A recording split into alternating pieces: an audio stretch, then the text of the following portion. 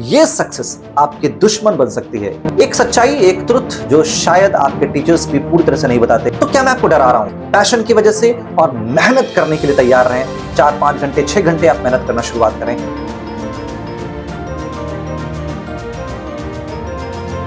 सबसे पहले कांग्रेचुलेशंस आप सभी बच्चों को क्लास 10 के जिन्होंने काफी अच्छा परफॉर्म किया क्लास 10 में 90%, 95%, 80%, 85% लाकर आप खुश हैं, घर वाले खुश हैं, बहुत अच्छी बात है।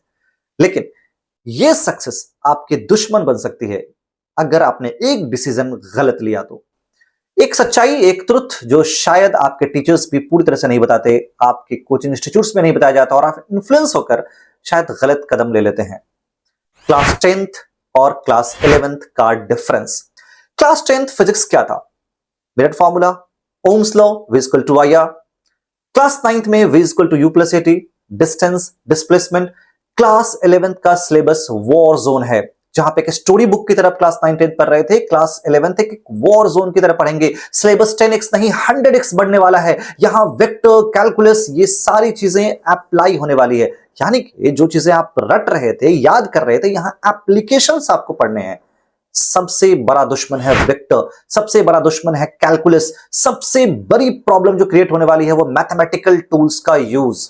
जी हां, तो अगर आप ये इन्फ्लुएंस होकर के आपके फ्रेंड्स ने लिया है मैथमेटिक्स या फिर पीसीबी या पीसीएम, अगर आप ले रहे हैं तो आप सबसे बड़ी गलती कर रहे हैं। अगर आप ये सोच रहे हैं क्लास 10th में आपने बहुत अच्छा नंबर पा लिया है, 90% आप लेकर आ गए हैं, तो क्लास 11th भी आप काफी अच्छे से क्रैक कर लेंगे, या फिर आपको ये पता चल चुका है कि आंसर्स कैसे लिखना है, याद कैसे करना है, तो आप क्लास 11th में भी काफी अच्छा कर लेंगे।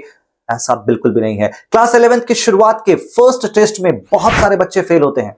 जी हाँ, मैक्सिमम बच्चों को मैंने देखा है क्लास 11th के पहले 3-4-5 महीने में स्ट्रगल करते हुए और पहले यूनिट टेस्ट में फेल होते हुए, जो 90% टॉपर्स थे वो भी।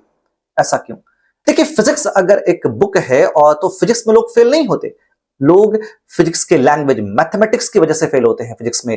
तो मैथमेटिक्स फिजिक्स का एक लैंग्वेज है, उस लैंग्वेज को आप नहीं छोड़ सकते। तो क्या मैं आपको डरा रहा हूं? बिल्कुल भी नहीं। तो क्या करें? अगर आपने ले लिया है, लेने वाले हैं, तो क्या करें? सबसे पहले आप रट्टा मार वाली पढ़ाई छोड़ देंगे। रोट लर्निंग आपको अब नहीं करना है। दूसरी चीज, मैथमेटिकल टूल्स पर फोकस करना है। शुरुआत में मैथमेटिकल टूल्स को, इंटीग्रेशन, डिफरेंशिएशन, कैलकुलस को बहुत स्ट्रांग करना है, वेक्टर्स को बहुत स्ट्रांग करके रखना है आपको, ताकि आगे की जर्नी बहुत आसान हो जाए। जर्नी बहुत लंबी है, गैप बहुत लंबा है 10th से 11th का।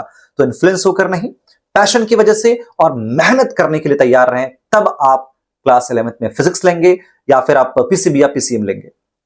तो इस वीडियो में जो मैंने जानकारी दी है वो आपके लिए है, डराया नहीं है, समझाया है। पैशन की वजह से आप चुनना चाहते हैं, बिल्कुल गो फॉर इट। और अगर आपने पढ़ाई शुरू कर दी है तो अपने बेसिक्स को स्ट्रांग कर लें और कंसिस्टेंसी के साथ डबल मेहनत करेंगे।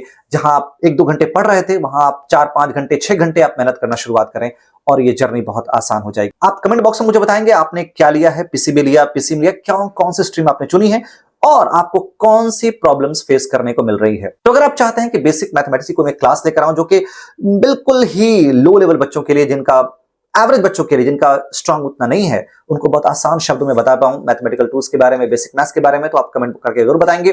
और आप क्या सोचते हैं, आपने क्या लिया है स्ट्रीम, क्या लेने वाले हैं, ये भी आप मुझे कमेंट करके बताएंगे। आपकी कोई प्रॉब्लम्स हो तो शेयर करेंगे। मिलते हैं अगले वीडियो में। Till then good bye, thank you.